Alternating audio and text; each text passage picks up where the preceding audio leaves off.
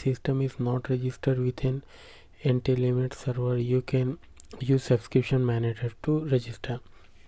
So right now I'm using EC2 instance on AWS, so it's doing that. So how will disable it? So simply we need to edit this file with sudo. So I'll go and configure. First of all, you can also see the what are the content here. So I'll say cat. Okay, I will put in the description, don't worry about that.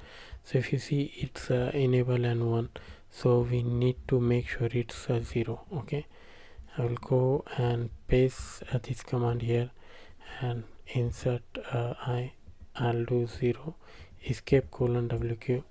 Now I will do the same command. So let's see if this time it will give same error or not. So I'll copy from here. Now I will go and paste. So if you see, this time it's not showing any this kind of error. Sorry, warning. Thanks.